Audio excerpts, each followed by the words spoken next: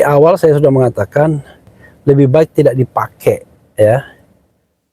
Lebih baik tidak dipakai ini. Tetapi faktanya, ya, keinginan untuk melakukan kriminalisasi itu besar sekali, erat sekali, sehingga yang terjadi adalah digunakan atau dipaksakan menggunakan pasal undang-undang ini. Nah, itu yang menjadi persoalan yang kemudian kita harus garis bawahi, ya. Jadi ini pasal ini dipaksakan dan pasal ini tidak tepat. Ini berarti satu, polisinya sudah tidak paham. Yang kedua, kejaksaan juga ngawur kalau sampai dia juga membenarkan ini. Kita ngomong pasal 32 dan 35 dulu deh. Pasal 32 dan 35 itu kalau dalam Undang-Undang ITE disebut sebagai computer crime. Dia kejahatan terhadap komputer, gitu loh. Kejahatan terhadap informasi elektronik. Karena seolah-olah Tifa dan Roy atau dan teman-temannya itu dianggap melakukan perbuatan yang tidak berhak dengan cara mengubah-ubah informasi elektronik, menambah, mengurangi, kan begitu. Itu pasal 32 kan begitu. Sekarang pertanyaannya adalah informasi yang mana yang diubah-ubah? Milik siapa yang diubah-ubah? Logikanya karena yang melaporkan adalah Pak Jokowi, berarti harusnya kan ini informasi elektronik miliknya Pak Jokowi. Ya, miliknya Pak Jokowi. Pertanyaannya sekarang kepada Bang Refli, Bung Refli, pernah tidak HP-nya Pak Jokowi atau perangkatnya Pak Jokowi itu disita kemudian diperlihatkan oleh penyidik, atau ada informasi elektronik yang memang itu betul-betul berasal dari HP atau laptop atau perangkatnya Pak Jokowi yang diubah-ubah? Itu alat buktinya harus itu. Gitu loh. Alat bukti kalau ada pasal 32 itu masuk, maka harus alat buktinya adalah informasi elektronik yang diubah-ubah oleh Dr. Tifa dan Roy, dan itu berasal dari yang melaporkan, kan begitu kan? Logikanya kan begitu. Kalau tidak, ini punyanya siapa? Kan begitu. Punya siapa? Karena yang di pasal 32 itu kan yang larangannya kan mengubah-ubah informasi elektronik milik seseorang, orang lain gitu kan, milik orang lain. Ya, jadi kalau dibacakan mungkin saya mau bacakan. Dibacakan pasal 32 ayat 1. Pasalnya tadi udah disampaikan ya? Di grup ya? Ya. Bentar, ini agak lambat anunya nih, loadingnya karena kebanyakan. Atau saya yang baca aja. Saya ada ini. Boleh, silakan. Jadi setiap orang dengan sengaja dan tanpa hak atau melawan hukum dengan cara apapun mengubah, menambah, mengurangi, melakukan transmisi, merusak, menghilangkan, memindahkan, menyembunyikan suatu informasi elektronik dan atau dokumen elektronik milik orang lain. Orang lainnya siapa? Ya yang ngelapor ya Pak Jokowi. Ya gitu kan? Atau ada yang ngelapor yang lain. Milik dia ya berarti. Iya, milik dia. Kan gitu loh. Nah, itu yang jadi alat bukti itu. Sekarang persoalannya adalah sudah ada nggak alat bukti informasi elektronik yang ditunjukkan oleh penyidik bahwa ada yang diubah. Diubah, kemudian nanti berubahnya seperti apa, dan pelakunya mengubah itu adalah Roy dan Tifa, dan itu harus juga dibenarkan oleh ahli, saksi ahli yang memeriksa digital forensik dari perubahan-perubahan itu. Karena itu perubahan itu ada jejak digitalnya gitu loh, ada katakanlah yang berubah apanya. Biasanya kan yang namanya informasi elektronik itu integritasnya dijaga, originalitasnya dijaga, gitu kan. Kemudian availabilitasnya dijaga. Nah, persoalannya adalah sudah enggak itu? Tidak bisa sebuah mentersangkakan kasus pidana ITE lalu cari informasi sembarangan. Harus dari TKP atau lokus delikti yang benar-benar terjadi, gitu loh. Misalnya contohnya begini, kalau memang mereka ini Tifa dan Roy itu dituduh mengubah-ubah informasi elektronik milik Pak Jokowi, maka yang harus ditunjukkan informasi elektroniknya, alat buktinya juga milik Pak Jokowi. Milik Pak Jokowi. Milik Pak Jokowi. Dan itu harus informasi elektronik. Dan itu harus informasi elektronik. Dan itu harus berubah. Dalam konteks ini bukan yang namanya ijazah analog. Bukan. Iya. Informasi elektronik. Karena ITE itu memang dibuat untuk melindungi informasi elektronik dan sistem elektronik. Iya, iya. Dan perbuatan hukumnya juga menggunakan perbuatan hukum baru yang menggunakan komputer dan jaringan komputer gitu loh. Jadi itu komputer, semua jaringan komputer termasuk handphone gitu ya. Termasuk handphone. Iya. Itu nanti semua perbuatan hukum itu akan kelihatan di dalam katakanlah kalau dilihat dari digital forensiknya, kalau ada pakai laboratorium digital begitu, misalnya yang punyanya Polri begitu, itu akan kelihatan. Dan harus ada ahlinya yang ikut memeriksanya begitu. Bahwa ada perubahan-perubahan. Ada perubahan-perubahan. Dari informasi A kemudian menjadi C atau menjadi apa gitu. Kalau tidak pernah memeriksa miliknya Pak Jokowi, bagaimana tahu? Itu sama saja dengan sebuah TKP pidana yang terjadi di Kebon Jeruk, ya kan? Tapi yang diperiksa di Bogor di tempat saya sana di Sentul Bogor gitu loh. Itu berarti apa? Saya katakan kalau seperti itu tidak valid, bahkan bisa manipulatif. Itu. Karena apa? Karena memang ya ini kekarakteristikan dari informasi elektronik itu kan, kalau istilahnya Mas Refli kan easily modified, mudah sekali dimodifikasi. Iya. Easily duplicated. Informasi elektronik itu mudah sekali diduplikasi. Dan easily manipulated, dan mudah sekali dimanipulasi. Makanya ya harus yang asli. Iya. Kalau dia udah berubah dari originalitasnya, berubah dari integritasnya, kesatuannya udah dipotong-potong misalnya begitu. Berarti kan itu sudah tadi, karena bisa orang lain yang merubah. Disitulah makanya yang harus diteliti adalah informasi elektronik milik orang lain yang berkaitan tadi, TKP-nya. Kalau bukan itu berarti tadi sama aja dengan pembunuhan di Kebon Jeruk yang diteliti di Bogor. Iya. Itu nggak nyambung itu. Ini menarik, Prof. Ini jarang terungkap di publik ya. Mungkin karena saya lalai juga. Ya itu karena gini. Kita tahu ya, kalau namanya ada kejahatan pidana kan selalu TKP itu disterilkan, kasih polis lain. Polisinya nggak sembarangan yang bisa masuk di situ. Kalaupun mau memindahkan alat, memindahkan barang-barang di situ pun pakai sarung tangan supaya sidik jari tidak berubah. Betapa alat bukti itu penting sekali dan harus original, gitu kan di situ.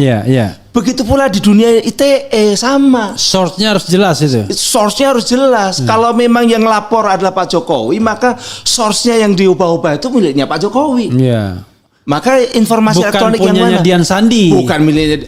Kalau yang lapor Dian Sandi dan itu bisa saja milik Dian Sandi boleh. Tapi kemudian diteliti juga punya Dian Sandi.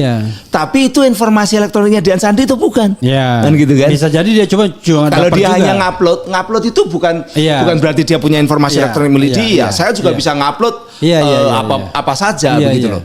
Maka informasi elektronik yang dimiliki itu adalah properti dia yang kemudian integritasnya, kemudian originalitasnya, availabilitasnya itu dijaga oleh undang-undang, nggak boleh diintervensi orang, diubah-ubah orang. Mas, misalnya kemarin saya contohkan, Tifa sedang bikin doktor, sedang mau maju doktor. Maka dia punya informasi elektronik namanya disertasi. Disertasi dia itu properti dia. Tidak boleh ada orang tiba-tiba masuk ke nyolong, ngerubah, ngambil, atau kemudian mengaku bahwa ini milik dia. Atau diubah diedit lalu kemudian dia. Nah itu kalau seperti itu, kemudian ada bukti elektronik, perangkatnya Bu Tifa diteliti. Perubahan-perubahannya itu terjadi dan ada secara digital forensik benar, itu baru namanya pasal 32 kena ataupun pasal 32 ayat 1 ataupun pasal 3 pasal 35 nanti dulu. Iya, pasal 32 ayat 1 dulu. Karena kalau ayat 2 lain lagi itu doxing gitu. Iya, jadi pasal 32 ayat 1 ya kita bacakan lagi saudara sekalian, yaitu setiap orang dengan sengaja dan tanpa hak, ya. Dengan sengaja dan tanpa hak. Bisa jadi dengan hak ada juga berarti kan? Atau melawan hukum, ya, dengan cara apapun mengubah, menambah, mengurangi, melakukan transmisi, merusak, menghilangkan, memindahkan, menyembunyikan suatu informasi elektronik dan atau dokumen elektronik milik orang lain atau milik publik. Iya, Iya. saya potong dulu. Iya. Tanpa hak itu Tanpa hak, berarti iya. dia melanggar hukum Iya. dan itu bukan miliknya. Iya. Karena kalau milik saya kan saya berhak, Berhak. mengubah juga berhak. Iya. Dokter Tifa mengubah miliknya sendiri berhak, ya begitu. Iya. Roy juga begitu. Iya. Tapi dikatakan tanpa hak karena bukan miliknya. Iya. Dan itu memang tidak boleh karena Iya. melanggar hukum. Iya. Persoalannya adalah apa yang dia lakukan, bukti apa bahwa dia melanggar hukum. Kalau hanya melakukan analisis kepada gambar yang bukan milik seseorang dengan yang sudah Iya. di-password dan Iya. sebagainya, tapi ada di media sosial, Iya. itu semua orang boleh. Boleh. Iya. Semua orang boleh, tidak ada larangan dalam hukum gitu loh. Iya. Makanya itu tanpa haknya menjadi tidak masuk unsur itu tanpa hak. Iya. Belum lagi mengenai mengubah-ubah dan Ya. sebagainya. Oke, gitu. jadi jelas ya ngawur mengenakan pasal ini terhadap fenomena Dr. Tifa dan Roy Suryo itu ngawur sebenarnya ya. Sebenarnya itu tidak tepat dan itu keliru karena itu ini pasal untuk melindungi informasi elektronik milik orang yang disimpan gitu Iya. kan, diproteksi, dan itu hukum juga melarang orang untuk masuk ke situ. Beda dengan yang ada udah diupload di Iya, Twitter. media Kalau sosial. kemudian Sandi kan diupload di Twitter Iya, gitu loh. iya. Jadi ini pasal ini dipaksakan dan pasal ini tidak tepat. Oke. Makanya saya katakan kalau kemudian ini dikatakan P21 Oke, gitu. oke. Good point ya. Assalamualaikum warahmatullahi wabarakatuh. Sobat RH sekalian, jumpa lagi kita di channel yang keren ini. Keren, cadas. Ya, Sobat RH sekalian, saya sedang berada di mobil ya, dan mau menyempatkan diri membuat konten ini. Ini live ya.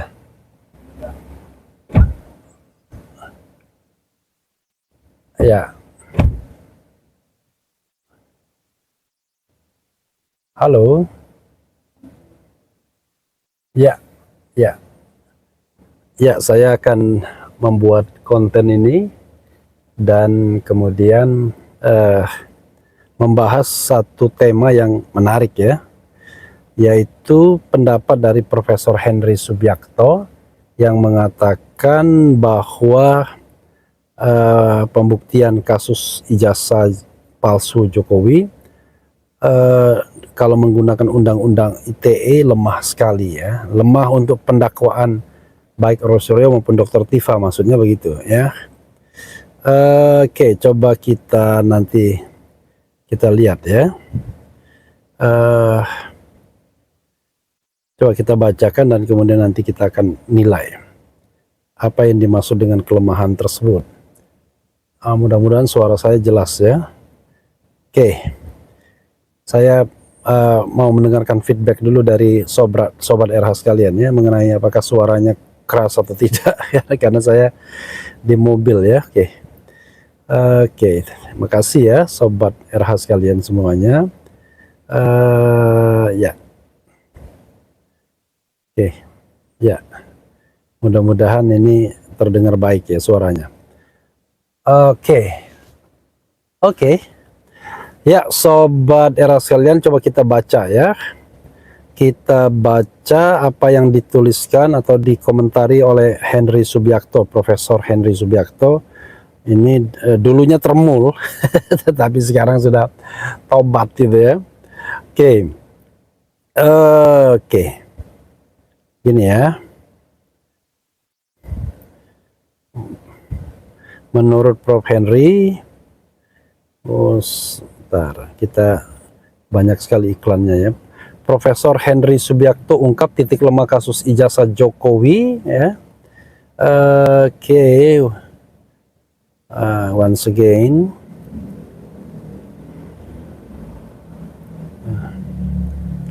ada undang-undang ITE tidak mudah atau tidak gampang dibuktikan dari fajar.co.id ya.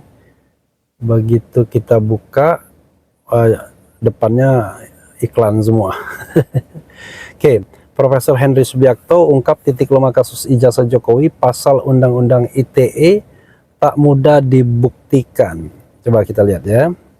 Ahli Undang-Undang Informasi dan Transaksi Elektronik Undang-Undang ITE sekaligus pengamat komunikasi politik Profesor Henry Subiakto menilai jaksa akan menghadapi tantangan dalam membuktikan dugaan pelanggaran Undang-Undang ITE pada perkara yang menjerat Roy Suryo dan Dr. Tifauzia Tiasuma atau Dr. Tifa.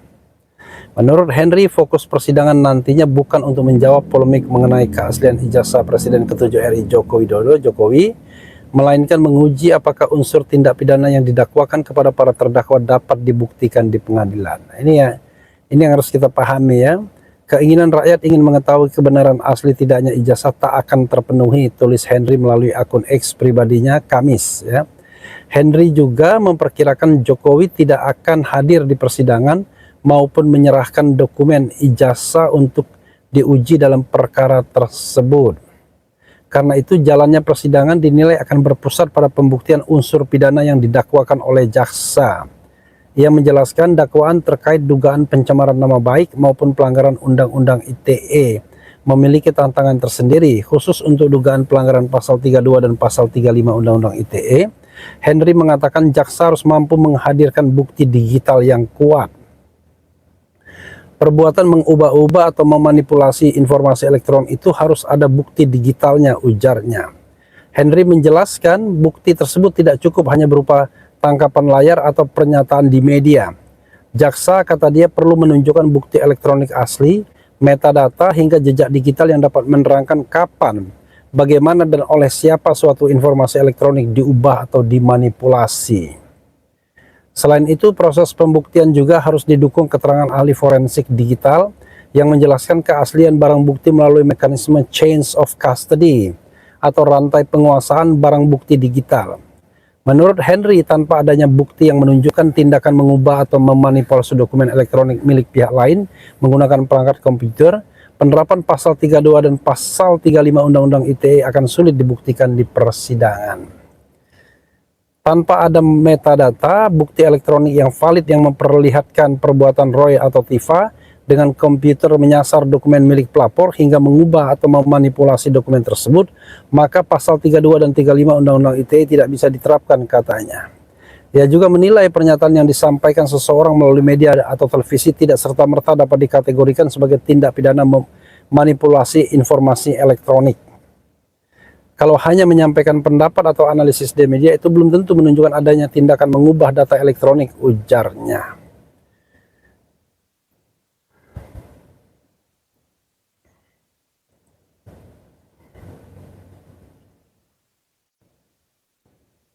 Kemudian lanjutannya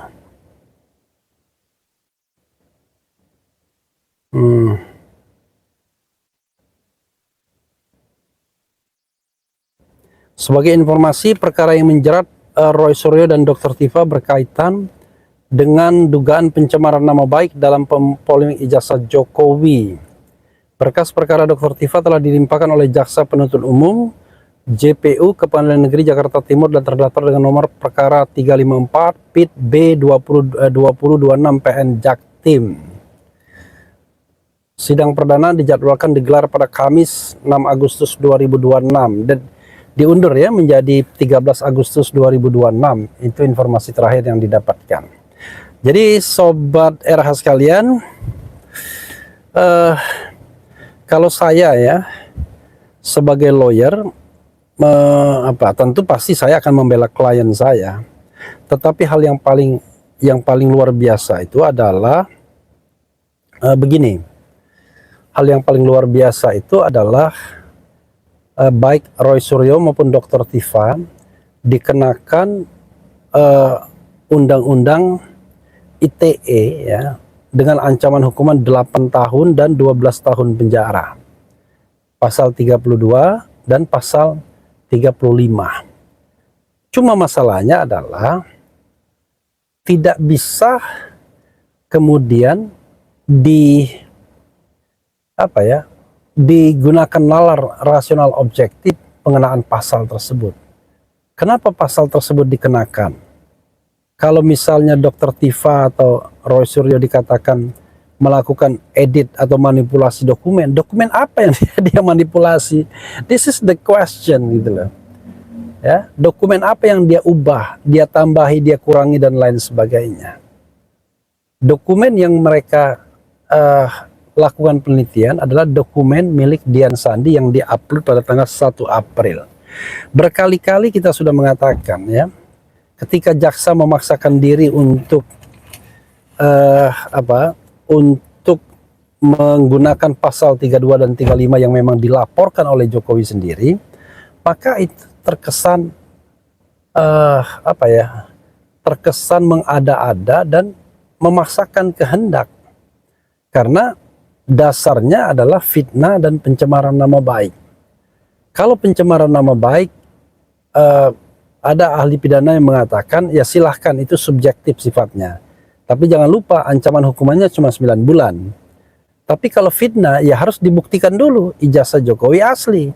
Sementara Henry Subiakto tadi mengatakan tidak akan ada pembuktian yang adequate terhadap eksistensi ijazah tersebut. Maka kemudian yang terjadi adalah Dr. Tifa dan Roy Suryo itu akan lebih diutak-atik pasal 32 dan 35-nya. Yang kemudian akan apa istilahnya ya?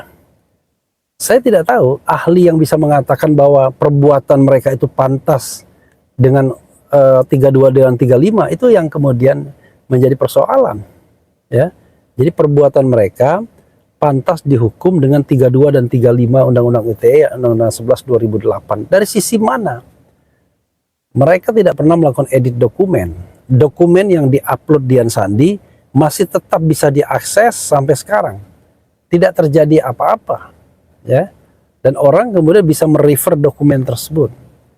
Dokumen yang diakui sebagai ijazah analog Jokowi konon sudah dijadikan barang bukti dan disita sejak tanggal 23 atau 24 Juli 2025. Sehingga ya tidak rusak.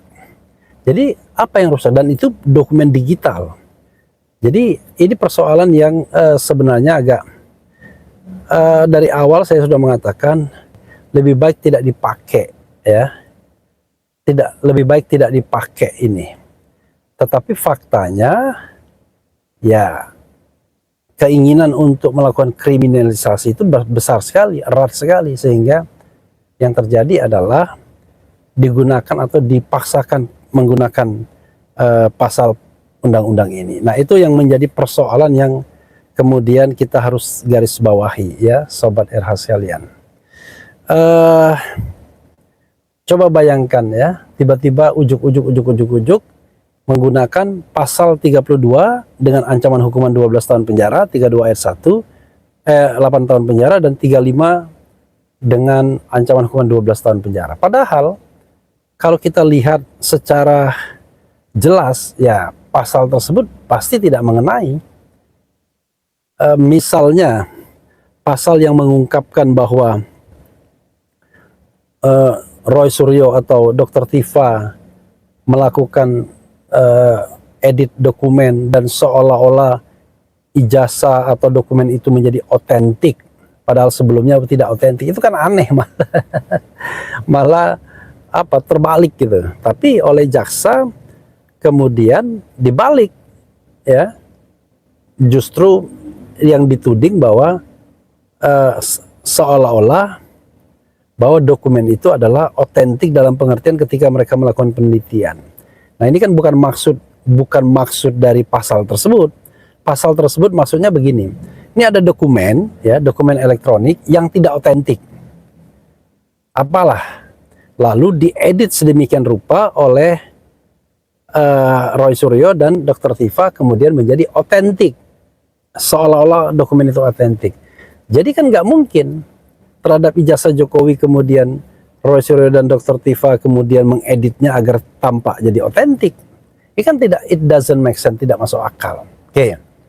Yang berikutnya pasal 32 itu adalah Roy Suryo, Dr. Tifa mengubah, menambah, mengurangi, memindahkan, mentransmisikan dokumen milik publik atau milik orang lain. Ya.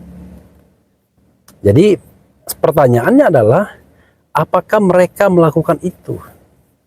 Misalnya let's say itu adalah dokumen yang diupload Dian Sandi. Yang mereka lakukan hanyalah melakukan penelitian. Dr. Tifa malah sumir sekali, cuma menganalisis wajahnya dan dia tampilkan analisis wajahnya. Tetapi dokumen asli ya masih bisa diakses di Dian Sandi sampai sekarang. Mereka tidak mengubah, yang mereka lakukan adalah menampilkan hasil penelitian mereka. Kan beda sekali. Jadi kalau kita pakai nalar, pakai logika dan lain sebagainya, maka kita akan mengatakan bahwa berlebihan, overcharging terhadap penggunaan pasal 32 dan 35 ini. Lalu apa yang harus kita lakukan? Ya memang tidak bisa kita memakai gaya lawyer yang ya udah kita nanti buktikan ijazah di persidangan dan lain sebagainya. Tidak bisa. Henry Subiakto sudah bilang bahwa yang disasar itu adalah dakwaan yang akan dibuktikan. 32 dan 35 nggak ada kaitannya dengan ijazah palsu atau tidak. Itu persoalannya. Kemudian fitnah, ya kalau dia tidak mau membuktikan, pasal fitnah lolos. Pasal pencemaran nama baik, ya mungkin masih bisa diteruskan. Lalu pasal mengenai undang-undang ITE dicoba-coba terus-menerus. Jadi sobat era sekalian, ya, kalau kita lihat dalam kasus ini, bola itu bukan di tangan Roy Suryo atau Dr. Tifa. Bola itu di tangan Jokowi. Nah, kecuali Jokowi jantan. Jokowi jantan benar-benar memenuhi janjinya untuk menunjukkan ijazahnya. Tapi aneh juga menunjukkan ijazah yang mana. Kan ijazahnya seharusnya sudah disita oleh aparat dari Polda Metro Jaya, harusnya dilimpahkan ke Kejaksaan Negeri Jakarta Selatan barang buktinya, walaupun kita tidak pernah melihat juga barang buktinya. Jadi sobat era sekalian, ya, hal-hal ini yang kemudian yang harus kita garis bawahi. Dan kalau kita lihat, ya sebenarnya kan ini kasus kemudian akhirnya yang muncul adalah yang muncul adalah orang-orang yang kemudian berkomentar tetapi sebenarnya orang suruhan-suruhan saja akhirnya, ya. Coba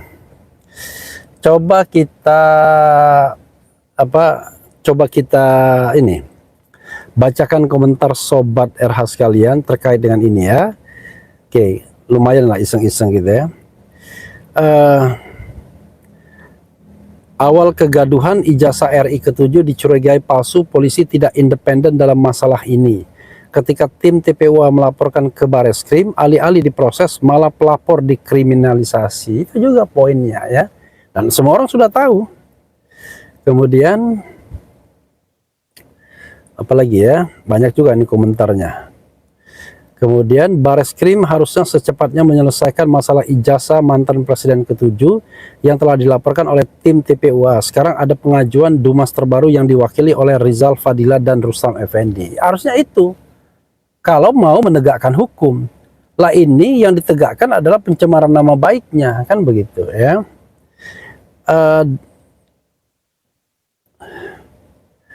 Kemudian apalagi, pra peradilan adalah hak hukum yang sah dan disediakan oleh negara bagi setiap orang untuk menguji keabsahan tindakan aparat penegak hukum. Ya itu ya.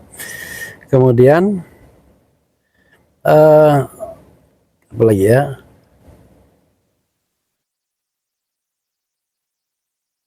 Kemudian negara ini akan hancur dengan sistem hukum yang tidak jelas. Hati-hati karena anak dan cucu kita yang akan menanggung akibat dari semua hasil ini. Kemudian nanti hakim yang akan memutuskan benar atau salah. Polisi tidak ada hak memvonis bersalah, hanya diduga mengamankan. Iya, tetapi sekali lagi ini kasusnya adalah kasus pencemaran nama baik, fitnah, manipulasi dokumen. Jadi bukan kasus pembuktian ijazah itu asli atau palsu. Ya kan? Nggak bisa kemudian tidak terbukti Roy Suryo melakukan fitnah, tiba-tiba kemudian jumping up conclusion bahwa ijazah Jokowi palsu, yang nggak begitu. Ya, tidak terbukti mencemarkan nama baik, jumping up ijazah Jokowi palsu, nggak begitu. Kemudian nanti dikatakan tidak terbukti baik Dr. Tifa maupun Roy Suryo melakukan manipulasi, jumping up langsung ijazah Jokowi palsu. Tidak begitu ya. Jadi kalaupun mereka dibebaskan, belum tentu juga kemudian ada statement, ada pertimbangan hukum yang mengatakan ijazah Jokowi itu asli atau palsu. Ya. Bahkan ada kemungkinan mengarah pada error in objecto ya. Oke, kita lagi sambungkan ya. Yang salah itu justru Pak Jokowi karena lebih suka melaporkan orang ke polisi daripada menunjukkan ijazahnya ke publik untuk diteliti oleh siapapun demi pencegahan penggunaan ijazah palsu untuk jadi pejabat publik. That's right. Ya. Hal yang paling gampang, mudah sekali, tetapi dia menempuh jalan berliku mengadukan warga negara sampai lebih dari setahun. What happened? Ya kan? Ada apa? Ya, apa yang terjadi ya? Oke. Sebelum vonis hakim diketuk, terduga terdakwa tetap harus ditempatkan pada praduga tak bersalah demi melindungi HAM. Ya benar ya. Kemudian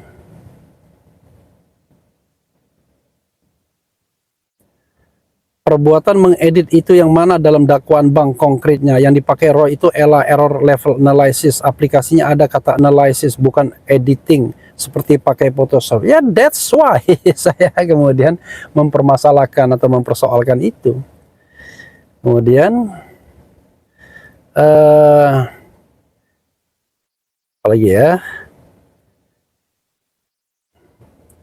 Mengedit itu harus mengubah informasi dalam gambarnya. Misal tulisannya diubah dari Jokowi jadi Jokodok, logo UGM diubah jadi logo UI, atau foto Jokowi dikasih kumis atau dikasih topi. Ya, tapi itu pun ya, itu juga belum tentu merupakan sebuah tindak pidana. Kenapa? Karena dokumen aslinya itu masih ada, kecuali pengubahan itu menyebabkan Jokowi kehilangan dokumen aslinya. Misalnya in case dalam hal ini dia punya ijazah elektronik misal. Tapi kan jadi tidak ada masalah karena ijazahnya adalah ijazah analog. Jadi kalaupun beribu-ribu kali ijazah elektronik itu diedit, itu bukanlah primary source, bukanlah sumber utamanya. Kecuali dia hanya mendapatkan informasi itu, mendapatkan sebuah dokumen sertifikat secara digital, ya, digital certificate. Nah itu baru rusak, kemudian tidak bisa diakses lagi, dan kemudian ya dia dirugikan. Tapi ini di mana dirugikannya, gitu ya? Jadi maju terus Bang RH, tanda-tanda kemenangan sudah mulai terlihat. Jangan kasih kendor, semangat rakyat pasti merekat. Petun mengeluarkan Dr. Tifa dan Dr. Roy Suryo, ya.